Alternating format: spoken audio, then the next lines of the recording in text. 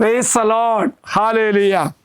പ്രിയമുള്ളവരെ, ഈ പ്രഭാതത്തിൽ അച്ഛൻ നിങ്ങളുമായി പങ്കുവെക്കാൻ ആഗ്രഹിക്കുന്ന വലിയ സന്തോഷത്തിൻ്റെ ദൈവിക വാഗ്ദത്തത്തിൻ്റെ ഒരു വചനമാണ്. അതായത്, നമ്മളുടെ കുറവുകളെക്കുറിച്ച് നമ്മൾ ദുഃഖിച്ചിരിക്കുമ്പോൾ, നമ്മളുടെ ബലഹീനത നമ്മൾ തകർക്കുമ്പോൾ അതിൽ സന്തോഷിക്കണമെന്നാണ് കർത്താവ് പറയുന്നത്. അതുകൊണ്ടാണ് പൗലോസ് കൊരിന്തോസ്യർക്ക് എഴുതിയ 2-ാം ലേഖനം 12-ാം അധ്യായം 10-ാം വാക്യത്തിൽ പറയുന്നു, ഞാൻ ബലഹീനനായിരിക്കുമ്പോഴാണ് ഞാൻ ശക്തനായിരിക്കുന്നത്. വിരോധാഭാസമായിട്ട് തോന്നും, പക്ഷെ അതാണ് ദൈവത്തിൻ്റെ ഇടപെടൽ, അതാണ് ദൈവത്തിൻ്റെ വാഗ്ദാനം. എന്ത്? ഞാൻ ബലഹീനൻ ആയിരിക്കുമ്പോഴാണ് ഞാൻ ശക്തനായിരിക്കുന്നത്. അതുകൊണ്ട് വിശുദ്ധ കാതറിനോസി എന്ന് പറയുന്നുണ്ട്, ഒരിക്കലും നമ്മിൽ മാത്രം ആശ്രയിക്കരുത്. ഞാൻ ശക്തനാണ്, ആർക്കിനെ തോൽപ്പിക്കാൻ കഴിയില്ല എന്ന് പറയരുത്.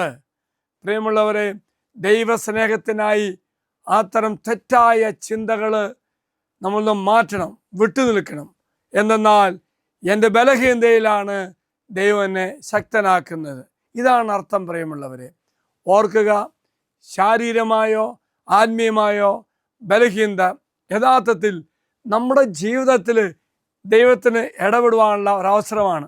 അതാണ് പ്രിയമുള്ള സഹോദരങ്ങളെ, ബലഹീനതകളും നിന്ദനങ്ങളും ആവശ്യങ്ങളും പീഡകളും ദുരിതങ്ങളും നമ്മുടെ ജീവിതത്തിൽ ഉണ്ടാകുമ്പോൾ സന്തോഷിക്കണം, അതിനകത്ത് ദുഃഖിക്കരുത്. മറിച്ച് അങ്ങനെയുള്ള അവസരങ്ങളിൽ ദൈവിക വെളിപ്പെടുത്തലുകൾ നമുക്കുണ്ടാകും. അങ്ങനെയുള്ള കഷ്ടപ്പാടുകൾ ദൈവമഹത്വത്തിനായി അവസരമായി ദൈവം മാറ്റും.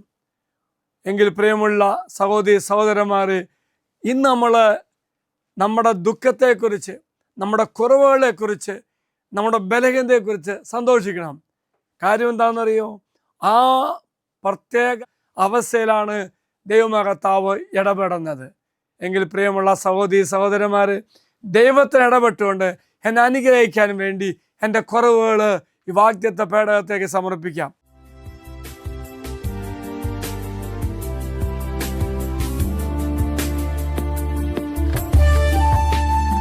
ഇത് നിങ്ങൾ സമർപ്പിച്ച നിങ്ങളുടെ എല്ലാ നിയോഗങ്ങളും അൾത്താരയിലേക്ക് അച്ഛൻ സമർപ്പിക്കുന്നു. ദൈവം നിങ്ങളെ അനുഗ്രഹിക്കും. അതാണ് ദൈവത്തിൻ്റെ വാഗ്ദാനം.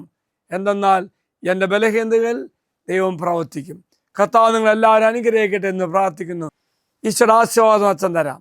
നമ്മുടെ കർത്താവായ ഈശോ മിശിഹായുടെ കൃപയും പിതാവായ ദൈവത്തിൻ്റെ സ്നേഹവും പരിശുദ്ധാത്മാവിൻ്റെ സഹവാസവും നാം എല്ലാവരോടും കൂടെ ഉണ്ടായിരിക്കട്ടെ, ഇപ്പോഴും എപ്പോഴും എന്നേക്കും. ആമേൻ. ഒരു നല്ല ദിവസം എല്ലാവർക്കും ആശംസിക്കുന്നു. ദൈവം എല്ലാവരും അനുഗ്രഹിക്കട്ടെ.